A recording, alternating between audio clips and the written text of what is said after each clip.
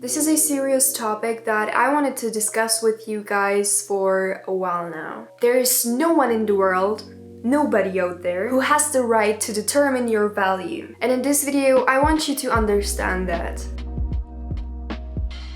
Now, this is obviously super cliche, but I literally mean no one, not even you yourself. You don't have the right to determine your own value, nor your friends have the right to determine your value. Even your parents do not have the right, and guess what? Even your colleagues or teachers don't have the right to determine your value. And if you've been doing this till now, then seriously, stop comparing yourself. Now, when I tell you that everybody's journey is different, it sounds super cliche again, but it's literally like that. I honestly think that this whole concept of determining our own or somebody else's value has increased rapidly when social media were created. And me myself, growing up in this boom of social media, have struggled with it since ever. Because nowadays we literally rate anything. Our Instagram posts, our videos, our Instagram reels. Instagram even added a feature when you can rate somebody else's stories, which is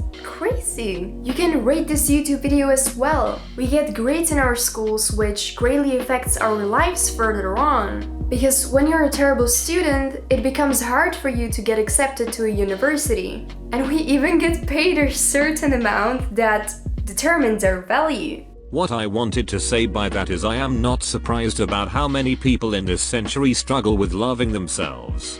Seeing others being more valuable can seriously affect the way we see ourselves, no matter whether on social media, at work, at school. The worst thing about it is that we are all equally valuable, yet we cannot see that. We even judge others by our image of their value. If you're not good at learning, by getting bad grades, your confidence lowers, because after some time, you lose hope that you could do better. Back in elementary school, I was bullied for 4 years straight, and therefore, my performance and grades were horrible. I barely passed the classes, not because I didn't want to learn, but because I was bullied, and even my teachers refused to help me, just because they were afraid of my classmates' parents. They literally knew about me being bullied and having several problems in that class, but no one even bothered to help me, not even the principal. So what basically happened was that some of the teachers started making fun of me too, and they started bullying me as well, just because they were afraid. And for me as a kid, there was no way out of it. And of course my parents tried to help me, but that's kind of another story, and it's a long story to tell. What I'm trying to say is that even if you think you cannot perform better, you can become the top class student. This experience in my life has proved me that anything is possible. Last year, I passed my classes with straight A's and only 1 B, compared to me 3 years ago, barely finishing the school. I even got to my dream school regardless of how terrible student I was. And I'm definitely not saying that all of that is an easy thing to do. I almost wasn't here today, but I made it eventually. And because of all of that, I believe that whatever your dream is, whatever you're going through, it is possible for you to be happy and fulfill your dreams. Like literally anything in your life. Think of our mind as a sponge. Our mind soaks in what others say, in what we do, in what we see, in what others are telling us. And this sponge, of course, sucks it all. When we're born, our minds are pure. And when you start your life, you have to learn to choose the content you see, because this pure mind is transforming. You're creating yourself. The pure mind is not pure anymore if you let it suck the negative thoughts. We cannot stop others telling us negative things, but we can learn to choose what our mind is going to absorb. You cannot lose hope just because somebody else makes you feel like you're not worth it, worth to achieve your dream or to get out of an unpleasant situation. And once again, nobody has the right to determine your own value, not even yourself. And if somebody out there thinks they are, please do me a favor, kick them in the ass. don't get emotionally drained by these people. Because literally, they are the ones that have to struggle with the mind that is set to not achieving dreams that seem unattainable. It is your privilege to even think about achieving the unattainable. And hearing you cannot do it is just an obstacle that you have to overcome. Have these people even gotten close to achieving your dream? What? No? Then why would you listen to them? You have to dream big to be happy, you know? And if somebody's trying to control you or limit you, well, tell these people to go away.